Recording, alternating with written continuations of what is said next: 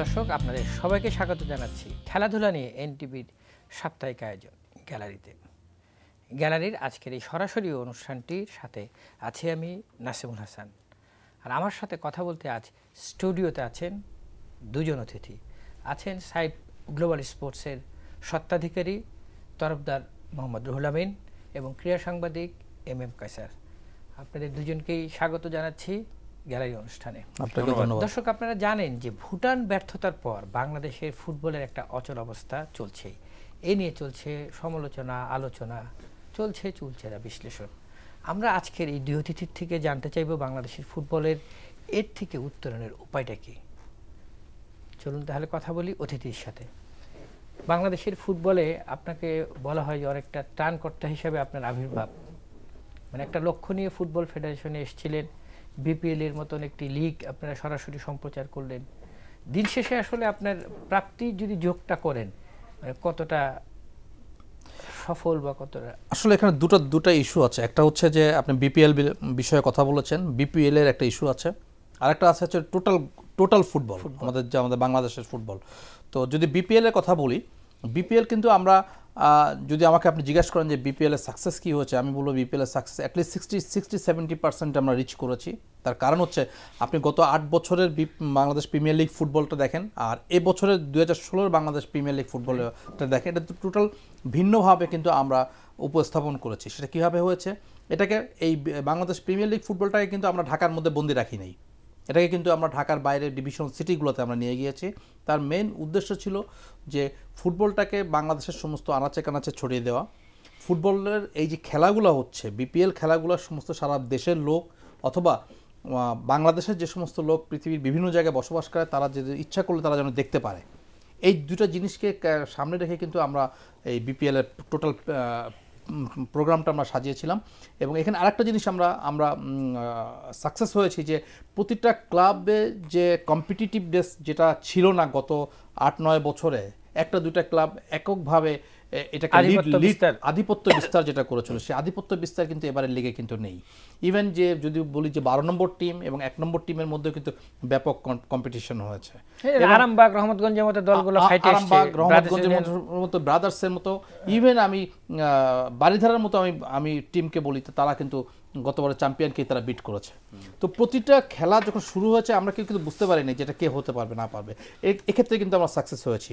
আমরা বাংলাদেশের ইতিহাসে প্রথম বাংলাদেশ প্রিমিয়ার লিগ ফুটবলটাকে আমরা 5 থেকে 6টা মিডিয়াতে আমরা লাইভ সম্প্রচার করেছি। আমরা টিভি চ্যানেলে 2টাতে লাইভ সম্প্রচার করেছি, আমরা রেডিওতে করেছি, আমরা ইউটিউবে করেছি, ফেসবুক লাইভ স্ট্রিমে করেছি, ইনস্টাগ্রামে করেছি। এটাকে একটা করে সমস্ত বাংলাদেশের সারা দেশের জনগণ এবং বাংলাদেশের যে সমস্ত লোক পৃথিবীর বিভিন্ন আনাচে কানাচে যেখানে থাকে সবাই কিন্তু দেখতে পেরেছে। এটা কিন্তু আমাদের একটা ব্যাপক সফলতা। এবং এর কারণটা হচ্ছে, এর ফলে কি হয়েছে যে টিমগুলা, যে টিমের প্লেয়াররা তারা মাঠে খেলতেছে, তারা কিন্তু বুঝতে পারতেছে তাদের ভাই বোন স্ত্রী সন্তান সবাই কিন্তু তার খেলাটা দেখতেছে এবং সে তার সর্বোচ্চটা দেওয়ার চেষ্টা করেছে মাঠে, যার জন্য কিন্তু কম্পিটিটিভনেসটা খুব বেশি বেড়ে গেছিল। এটা কিন্তু ব্যাপক সফলতা। আর দর্শকের ব্যাপারে যদি বলেন না, দর্শকের আমরা সফলতা তেমন পাইনি। আমরা চিটাগাংয়ে, আমরা ময়মনসিংহে এবং আমরা ফাইনালে গোপালগঞ্জে আমরা একটা দর্শকের সমাগম দেখেছিলাম, কিন্তু আমরা ঢাকা শহরে তেমন আমরা দেখতে পাইনি। তবে কিছু দর্শক হয়েছিল, একেবারে যে টোটালি 100% গ্যালারি শূন্য ছিল তা না। যেমন ঢাকা আবাহনী, চিটাগাং আবাহনী খেলার দিন, রহমতগঞ্জ মোহামেডানের খেলার দিন কিছু দর্শক হয়েছিল। তো এই ব্যাপারে আমি বলতে পারি যে এখানে কিন্তু আমাদের একটা বড় সাকসেস যে বাংলাদেশ প্রিমিয়ার লিগ। এবার যদি আপনি বলেন যে গ্লোবাল ফুটবল নিয়ে, সারা বাংলাদেশের ফুটবল নিয়ে, ডেফিনেটলি আমাদের অবস্থান কিন্তু অত্যন্ত খারাপ। আমাদের ফুটবলের যে তলানিতে এসে ঠেকেছি, এটা কিন্তু আমাদের ভুটান ফুটবলের পরপরই কিন্তু এটা প্রকাশ হয়ে গেছিল। এটা হয়েছে কি যে আমরা সবাই উপরে রান করতেছি আর নিচে মানে আপনার নিচে হচ্ছে গ্রাস রুট লেভেল, আর উপরে হচ্ছে একদম টপে আমরা যা রান করতেছি, মাঝখানে কিন্তু একদম টোটাল ভ্যাকুয়াম কিন্তু আমাদের এখানে। এই শূন্যতাটা কিন্তু অনেক দিন ধরে চলতেছিল। ভুটান হারার পরে এটা ঠাস করে পড়ে গেছে নিচে। তো এটা হচ্ছে একদিনের ইস্যু না, এখানে হচ্ছে একটা দীর্ঘদিনের ইস্যু। কিন্তু এটা একবারে আমরা দেখতে পেয়েছি ভুটানে হারার পরে। এক্ষেত্রে শুধুমাত্র আমরা যে ফুটবল ফেডারেশনকে দায়ী করি তাও না, ফুটবল ফেডারেশন ডেফিনেটলি তাদের তো দায়ভার নিতেই হবে, তারা যেভাবে তাদের ম্যানেজমেন্টের টোটাল দায়ভার নিতে হবে। অ্যাট দ্য সেম টাইম আমি মনে করি আমাদের যারা ক্লাব আছে, ক্লাবদেরকেও এই দায়ভার কিন্তু নিতে হবে। স্যার, এই যে শূন্যতাটা, এটা অনেকে বলে যে বাফুফের পেশাদারিত্বের ঘাটতিটাকেই সামনের দিকে আনে সবাই। না, শুধু পেশাদারিত্বের ঘাটতি শুধু না, আমি তো মনে করি যে এটা টেন্ডেন্সিরও একটা বিষয় রয়েছে। কারণটা হলো যে বাংলাদেশ ফুটবল কিন্তু একসময় কিন্তু খুব বেশি দিন আগের কথা নয়, যেদিন কিন্তু যে বাংলাদেশের খেলাধুলা বলতে কিন্তু বোঝাতো যে ফুটবলের আনন্দটা, মানে রমরমা অবস্থা ছিল, বৈকালিক আনন্দ বা বিনোদনের একমাত্র উপায় ছিল বাঙালির কিন্তু ফুটবল, গণমানুষের খেলা। রাইট, মোহামেডান আবাহনীর ম্যাচ হচ্ছে, সেটা কিন্তু 3 দিন আগে থেকে কিন্তু আপনার উত্তেজনা আর রেশ সেরকম ভাবে কিন্তু চলে আসতো। বাট এটা কেন এই প্রবলেমটা তৈরি হয়েছে, এইটা কিন্তু আমার মনে হয় যে বাংলাদেশ ফুটবল ফেডারেশনের সঙ্গে যারা কর্মকর্তারা যারা জড়িত রয়েছেন তারা খুব ভালো মতো করে জানেন, কিন্তু এই সমস্যা থেকে উত্তরণের উপায়টা কি সেটাও তাদের জানা আছে, কিন্তু তারা এইটার জন্য পর্যাপ্ত মানে একদম প্রক্রিয়াগতভাবে যেভাবে এগোনোর কথা সেভাবে তারা কিন্তু এগোন নেই। সবচেয়ে বড় বিষয় হলো, আমি একটা ছোট্ট উদাহরণ দিই, অনেকে হয়তো বলে থাকেন যে বাংলাদেশ ক্রিকেট এখন অনেক সাংবাদিকরা এখন ক্রিকেটকে অনেক বেশি প্রায়োরিটি দেন দেখে ফুটবলকে তারা হয়তো পিছিয়ে রাখেন, কিন্তু তাদের ধারণাটা ভুল। কারণটা হলো যে হ্যাঁ, কোনো সন্দেহ নেই যে বাংলাদেশ ফুটবল কিন্তু অনেক বেশি সাফল্য পাচ্ছে দেখে কিন্তু হয়তো পত্রিকায় প্রায়োরিটি পাচ্ছে, কিন্তু এই তাদের ধারণাটা যে ভুল, এটা জাস্ট একটা উদাহরণ দিয়ে আমি বুঝিয়ে দিতে পারি। আপনি দেখুন পার্শ্ববর্তী দেশ ভারতে কিন্তু আপনার সবচেয়ে জনপ্রিয় খেলা হলো কিন্তু ক্রিকেট। তাদের ক্রিকেট মানেটা হলো যে, একটা প্রশ্ন নিয়ে আপনার কাছে আবার আসবো। শিওর। রায়হান আমাদের সাথে এবার যোগ দিচ্ছেন, জ্যেষ্ঠ ক্রীড়া সাংবাদিক রায়হান আল মুগদে। রায়হান, আসলে এই ফুটবল নিয়ে আপনারা আলোচনা করছেন, সেটি বারবার ঘুরে ফিরে আমাদের ক্রীড়াঙ্গনে যখনও কোনো অনুষ্ঠান হয় সব জায়গায় চলে আসে।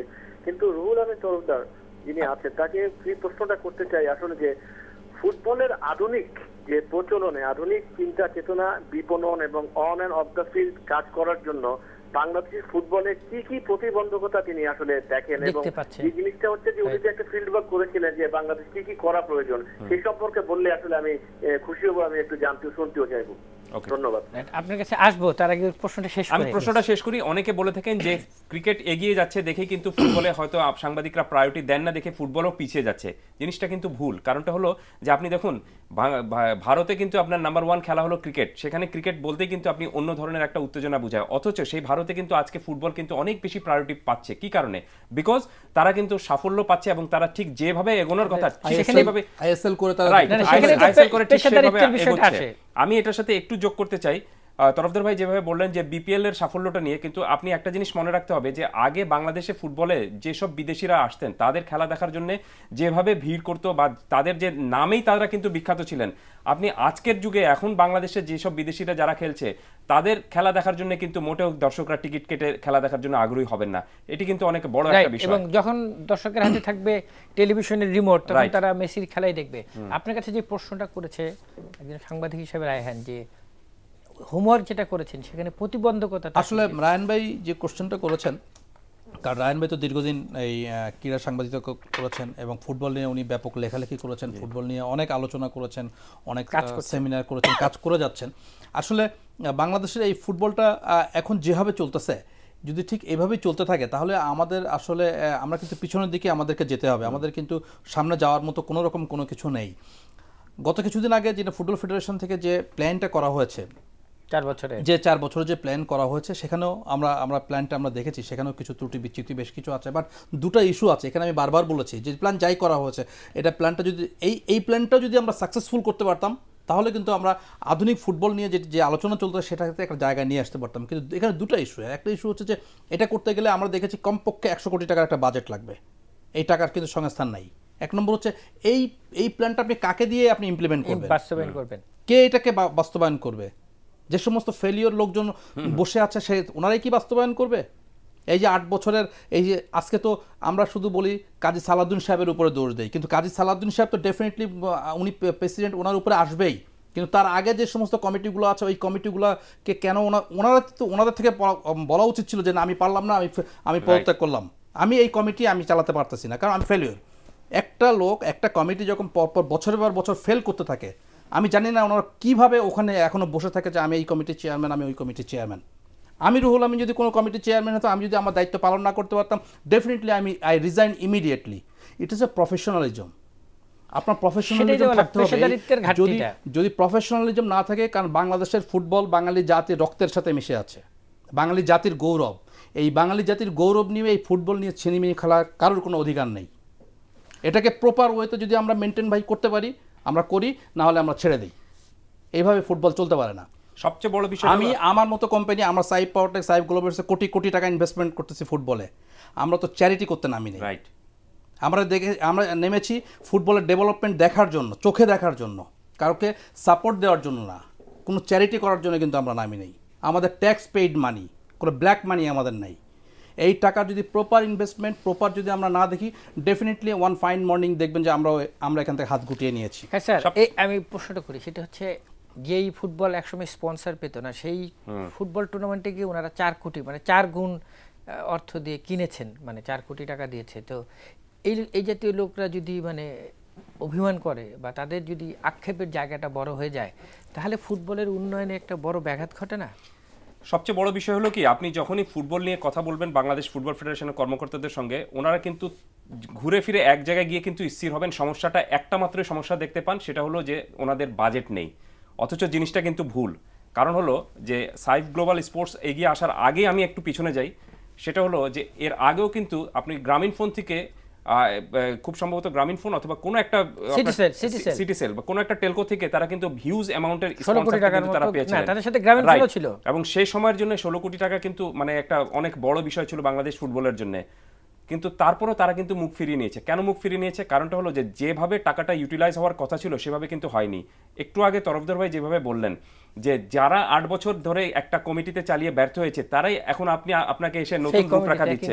তো এই রূপরেখাকে আপনি কিভাবে বিশ্বাস করবেন? কোনোদিনই হতে পারে না। আর একটা ফেলোর কমিটিকে যখন আপনি বারবার একই দায়িত্ব দিবেন, তার মানেটা হলো যে এখানে নিশ্চয়ই কোনো ধরনের মানে সমস্যা আছে বা কোনো ধরনের এখানে কোনো আপনার আন্ডার হ্যান্ডলিং কোনো ডিলিংস আছে দেখে আপনি তাদেরকে সরাতে পারছেন না। সবচেয়ে বড় বিষয় হলো যে ফুটবলে আপনার কোচ দেখবেন, আপনি যে কোচ আপনাকে ফুটবলে সাফল্য এনে দিতে পারে না, পরের দিন কিন্তু তাকে আপনার বের করে দেওয়া হয়। সো ফুটবলে কিন্তু আপনি এই যে আপনার কাউকে দায়িত্ব থেকে সরিয়ে দেওয়া, এটি কিন্তু নতুন কোনো ঘটনা নয়। বাট এটি খুবই আশ্চর্যজনক বিষয় যে বাংলাদেশ ফুটবল ফেডারেশনে আপনার বিভিন্ন কমিটি বিভিন্নভাবে ব্যর্থ হওয়ার পরও তারা আবার সেই একই দায়িত্ব পাচ্ছে। কেন একই দায়িত্ব পাচ্ছে? এর দায়িত্বটা সার্বিকভাবে কিন্তু আপনার প্রেসিডেন্টের হাতে পড়বে, কারণ প্রেসিডেন্ট পারেন এই তাদেরকে সরিয়ে দিয়ে নতুন কমিটি করার জন্য। আপনাদের কাছে আসবো, তবে একটা ফোনও নিয়ে আসবো আর কি। একজন সাংবাদিক টেলিফোনে আছেন। সাইফুর, হ্যাঁ বলুন। আমাকে শুনতে পাচ্ছেন তো নিশ্চয়ই? আপনার একটা প্রশ্ন ছিল, যদি বলেন।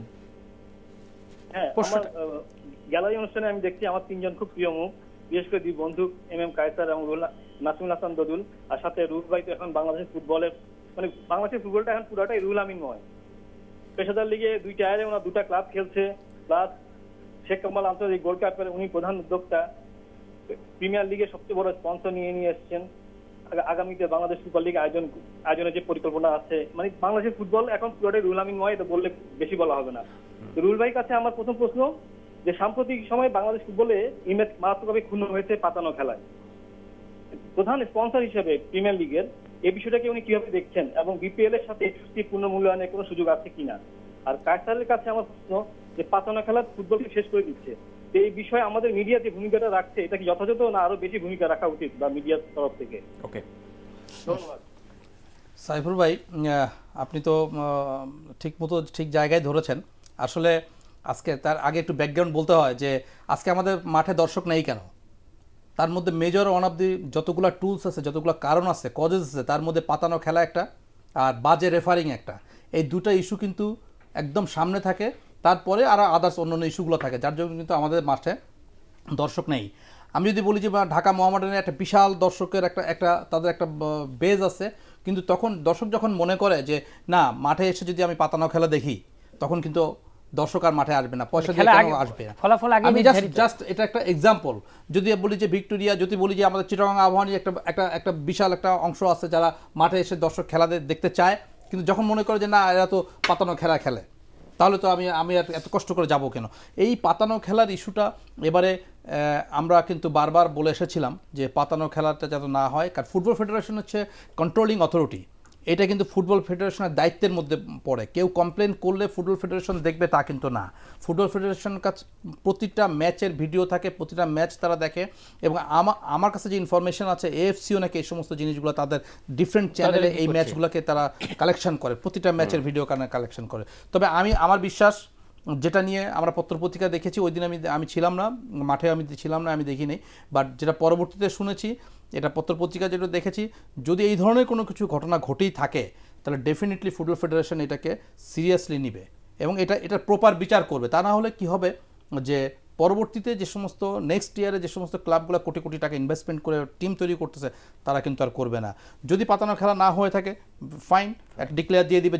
যেহেতু মিডিয়াতে এসে এটা ব্যাপকভাবে চলে এসেছে, ফুটবল ফেডারেশনের দায়িত্ব হচ্ছে যে এইটাকে তাদের নিজেদের এতে নিয়ে এই জিনিসটাকে তারা যাচাই বাছাই করে তাদের একটা রুলিং দেওয়া, মানে তাদের স্বচ্ছতাটা প্রকাশ করা, তাদের একটা রুলিং। সবাই বাঙালি জাতি কিন্তু আশা করতেছে এটার উপরে একটা কংক্রিট ক্লিন রুলিং, এটাকে বাইপাস করে যাওয়ার কিন্তু কোনো রকম সুযোগ নেই। এটা একটা ইস্যু আছে।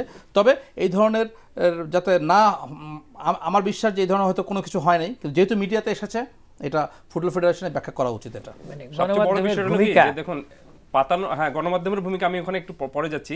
সবচেয়ে বড় বিষয়টা হলো কি যে পাতানো ম্যাচ কিন্তু ফুটবলের ক্যান্সার, এবং এই ক্যান্সারের চিকিৎসা যদি আপনি না করেন তাহলে আপনি কিন্তু উপরে যতই জল ঢালেন না কেন কোনো লাভ হবে না, নিচে দিয়ে কিন্তু আপনার পুরোপুরি এটি একসময় ধ্বংস হয়ে যাবে। এবং সবচেয়ে বড় বিষয়, যে ম্যাচটিকে নিয়ে কিন্তু অভিযোগটা উঠেছে, মানে আশ্চর্যজনক হলেও সত্যি, সেই অভিযোগটা প্রথমে কে করেছেন? যে দলটি হেরেছে সেই দলের বিদেশি খেলোয়াড় কিন্তু করেছেন, বাদবাকি কিন্তু কেউ করেননি। সো যে দল হেরেছে সেই দলের সংশ্লিষ্ট ফুটবলার যদি করে থাকেন সেই অভিযোগ, এবং তাহলে তো এখানে আর প্রমাণ করার কোনো কিছু নেই। আপনি বাংলাদেশ ফুটবল ফেডারেশন যদি প্রমাণ করতে চায় বা ধরতে চায়, তাহলে তো সেই দুটি প্লেয়ারকে ডাক দিয়ে তাদের জবানবন্দি নিলেই কিন্তু তারা ঠিকমতো বলতে পারবেন। এবং আশ্চর্যজনক বিষয় হলো, সেই প্লেয়ারদের কিন্তু আমরা পরের দিনও মিডিয়ার সাংবাদিকরা কিন্তু পরের দিনও প্রশ্ন করেছিল, কিন্তু তারা তাদের স্ট্যান্ড থেকে কিন্তু সরেননি। তারা কিন্তু তাদের সেই স্ট্যান্ডে কিন্তু অটল রয়েছেন, এবং তাদের বিশ্বাস যে এই ম্যাচ শেখ জামাল আবনের কাছে ইচ্ছাকৃতভাবে হেরেছে। সবচেয়ে আশ্চর্যজনক বিষয় হলো, বাংলাদেশ ফুটবল ফেডারেশনের যারা ম্যাচ পাতানোর যে কমিটি রয়েছে, যারা তদন্তের যে কমিটি রয়েছে, সেই তদন্তের কমিটির কাছে যখন প্রশ্ন করা হয়েছিল এরকম কোনো ঘটনা ঘটেছে, আপনারা কি উদ্যোগটা নেবেন, সেখান থেকে আশ্চর্যজনকভাবে উত্তরটা এসেছে যে এটাতে তো কয়েকটি মিডিয়া এসেছে, সব মিডিয়া সেরকমভাবে বিষয়টি আসেনি, তো আমরা একটু দেখি কি করব। তো তারা যদি ম্যাচ পাতানো হয়েছে কিনা সেটা শুধুমাত্র পরের দিন মিডিয়ায় পত্রিকায় দেখে যদি বিশ্বাস করতে চান বা পত্রিকায় দেখে যদি করতে চান, তাহলে তো আমি মনে করি যে তাদের কোনো কাজই নেই। তাদের নির্দিষ্ট হয়, তাদের একটা কাজ থাকবে যে এই ম্যাচটি পাতানো হচ্ছে কিনা সেটার জন্য যে কমিটির যে লোকজন আছে তারা কিন্তু স্ক্রুটিনি করবেন, সেই ম্যাচের ভিডিও দেখবেন, সেই ম্যাচের সংশ্লিষ্ট যিনি অভিযোগ করেছেন তাৎক্ষণিকভাবে 24 ঘন্টার মধ্যে তার সাথে কথা বলবেন, ম্যাচ রেফারির যিনি রয়েছেন, আম্পায়ার যিনি রয়েছেন তাদের কাছ থেকে নোটগুলো নেবেন, এবং তাদের নিজস্ব অবজারভেশনও তো সবচেয়ে বেশি রয়েছে। আর আমি ম্যাচ পাতানোর বিষয়ে যেটি আমার বন্ধু যে প্রশ্নটি করছেন সেখানে যাচ্ছি। সবচেয়ে বড় বিষয় হলো কি যে ম্যাচ পাতানো হয়েছে কি বা হয়নি, এটার জন্য সবচেয়ে জোরালো ভূমিকা রাখে কিন্তু মিডিয়ায় কিন্তু সবার আগে আঙুল দিয়ে দেখিয়ে দেয় যে ইয়েস এখানে এই ম্যাচে 2 নম্বরই হয়েছে। এবং সবচেয়ে বড় বিষয় হলো যেভাবে তরফদার রুহুল আমিন ভাই বলছিলেন যে আপনি যদি কোনো মতেই দর্শক সেখানে আসবে না যদি আপনি ম্যাচটা পাতানো হয়ে থাকে এবং এই ম্যাচ যদি 2 নম্বরই করা হয়ে থাকে। কারণটা হলো যে একটা সাজানো মঞ্চে কেউ কিন্তু আপনার আর্ট ফাইট দেখতে আসে না, ফুটবল দেখতে আসে কিন্তু যে খেলায় আনন্দ পাবে, যে খেলায় উপভোগ করবে, সেখানে প্রতিদ্বন্দ্বিতামূলক হবে, সেখানে কিন্তু দেখতে সেই ধরনের ফুটবলে কিন্তু লোকজন দেখতে আসে। এত কিছুর পরও প্রশ্নকর্তা যে প্রশ্নটা করলো যে বাংলাদেশের ফুটবলে আপনি এখন অনিলন, সেই জায়গাটাতে আসলে আপনি এত কিছুর পরও বাংলাদেশের ফুটবলটাকে কিভাবে দেখেন, মানে কি আমি এখনো আমি বেসিক্যালি খুব পজিটিভ মানুষ, আমি নেগেটিভ না। এত কিছুর পরেও আমি দেখতে পাচ্ছি যে বাংলাদেশের ফুটবলটা ঠিক প্রপার, আপনি একটু আবার ব্যাকে চলে যেতে হয়, কারণ এই প্রসঙ্গে কথা বলতে গেলে আপনি জানেন যে ক্রিকেটের কি অবস্থা ছিল। ক্রিকেট কিন্তু ফুটবল ফেডারেশন থেকে টাকা দিয়ে আমরা শুনেছি, ওই সময় আমরা আপনারা দেখেছেন, আমরা শুনেছি যে ফুটবল ফেডারেশন থেকে টাকা দিয়ে ক্রিকেট চালানো হতো। সেই ক্রিকেট আজকে কোথায় দাঁড়িয়েছে? আজকে ক্রিকেট কেন দাঁড়িয়েছে? প্রপার ম্যানেজমেন্ট, প্রপার প্ল্যানিং এবং প্রপার কমিটমেন্ট, এই তিনটার সমন্বয় যখনই হয়েছে তখনই কিন্তু আস্তে আস্তে আগে গিয়েছে। আজকে ক্রিকেট বাংলাদেশকে পৃথিবীর মানচিত্রে একটা ভালো একটা অবস্থানে নিয়ে গেছে, যেটা আমাদের বাঙালি জাতির গর্ব, আমাদের বাংলাদেশের গর্ব, আমাদের সকলের গর্ব। ফুটবলটা তো এটাই কিন্তু আগে হওয়া উচিত ছিল, কিন্তু আমরা করতে পারিনি। আমরা দিনে দিনে এটাকে পিছিয়ে চলে গেছি। তো আমার বিশ্বাস এটাকে যদি ঠিক প্রপারভাবে মেনটেন করা যায় এবং প্রপার ম্যানেজমেন্ট দিয়ে সুন্দরভাবে যদি কাজটা করা যায়, তাহলে এই ফুটবলটা কিন্তু আমরা আগামী 3-4 বছর পরে এখন যে অবস্থায় দেখতেছি একটা ওভারনাইট কোনো কিছু করা সম্ভব না। আগামী 3 থেকে 4 বছর পরে কিন্তু ফুটবলকে আমরা একটা ভালো জায়গায় দেখতে পারি। কিন্তু এটার পিছনে শুধুমাত্র যে ফুটবল ফেডারেশন একা কাজ তা না, ফুটবল ফেডারেশনের সাথে কিন্তু যত স্টেক হোল্ডার আছে, যে সমস্ত ক্লাবগুলো জড়িত আছে, প্রত্যেকেরই ভূমিকা রাখতে হবে। সর্বোপরি গভর্নমেন্ট থেকে কিন্তু ফিনান্সিয়াল সাপোর্ট ফুটবল ফেডারেশনকে দিতে হবে, কারণ ফুটবল ফেডারেশন যে টাকা পায় সেই টাকা দিয়ে আসলে এত বড় স্কিম তাদের পক্ষে করা সম্ভব না। স্পন্সরদেরকে আগিয়ে আসতে হবে এবং কর্পোরেট হাউসদেরকে আগিয়ে আসতে হবে। এটাকে সকলকে সাথে নিয়ে ফুটবলকে আগিয়ে নিতে হবে এবং তৃণমূল থেকে ফুটবলার উঠে নিয়ে আসতে হবে। এটা প্রপার পরিকল্পনা করে মাঠে নামতে হবে। ফেডারেশনের নির্বাচন হয়ে গেছে 8 থেকে 9 মাস আগে, আজকে পর্যন্ত কোনো পরিকল্পনা আমরা দেখি নেই। যে পরিকল্পনা করা হচ্ছে এটা ইমিডিয়েটলি বাস্তবায়ন করা উচিত, করে এটাকে নিয়ে আগে যাওয়া উচিত। তা না হলে কিন্তু ফুটবলের সর্বনাশ আরও সামনে মানে কালো অন্ধকার দেখতে পাবো। ফুটবল নিয়ে যারা উনির মতো যারা ভাবেন তাদেরকেও তো সম্পৃক্ত করা উচিত বিএফএফের সাথে। এনিওয়ে, ক্রিকেট আর ফুটবলের টাচটা যখন হলো, অনুষ্ঠানের সময় শেষ। বাংলাদেশ ক্রিকেট দল নিউজিল্যান্ডে এই মুহূর্তে আছেন, 26 তারিখ প্রথম ওয়ানডে। সাংবাদিক হিসাবে আপনি এটা কীভাবে দেখেন এবং তানভীরের অভিষেক হচ্ছে? অর্থাৎ দেখুন, নিউজিল্যান্ড কিন্তু বাংলাদেশ ক্রিকেট দলের জন্য সবসময় মানে কন্ডিশনিং দিক থেকে কিন্তু খুব জটিল জায়গা। বা বাংলাদেশ ধরেন এই এখন পর্যন্ত নিউজিল্যান্ডে যে কয়টা সফর করেছে, ছোট করে বলতে হবে, কখনো কিন্তু ভালো মতো মানে পজিটিভ কিন্তু কোনো কিছু বাংলাদেশ পায়নি। তবে এবার একটা সুবিধা যেটা রয়েছে যে বাংলাদেশ কিন্তু খুব কম্পিটিটিভ ম্যাচ এবং সর্বশেষ যে টেস্ট ম্যাচ খেলেছিল ইংল্যান্ডের সাথে, সেই ম্যাচে কিন্তু জিতে গিয়েছিল এবং বাংলাদেশ ওয়ানডে দলও কিন্তু বেশ ভালো এবং প্রতিযোগিতামূলক প্রতিদ্বন্দ্বিতায় রয়েছে। সো আমার মনে হয় যে নিউক্লিয়াস প্লেয়ার বাংলাদেশের যে 7-8 জন রয়েছেন তারা যদি ভালো পারফর্ম করতে পারে তাহলে কিন্তু এবার সফর থেকে আমরা পজিটিভ অনেক কিছু নিয়ে ফিরতে পারবো। ধন্যবাদ সাংবাদিক এম কায়সার এবং তরফদার রুহুল আমিন, আপনি অনেক ব্যস্ত, তারপরও সময় দিয়েছেন গ্যালারি অনুষ্ঠানে। প্রিয় দর্শক, আজকের মতো এখানেই শেষ করতে হলো গ্যালারি অনুষ্ঠান। দেখা হবে আগামী সপ্তাহে নতুন কোনো বিষয় নিয়ে, নতুন কোনো অতিথির সাথে। তবে অতিথির মতো আমরাও প্রত্যাশা করি বাংলাদেশের ফুটবলের যে অচল অবস্থা আছে তা কেটে একদিন আবার আলোর মুখ দেখবে। এই প্রত্যাশা শেষ করলাম আজকের গ্যালারি। এতক্ষণ গ্যালারি দেখার জন্য সবাইকে ধন্যবাদ।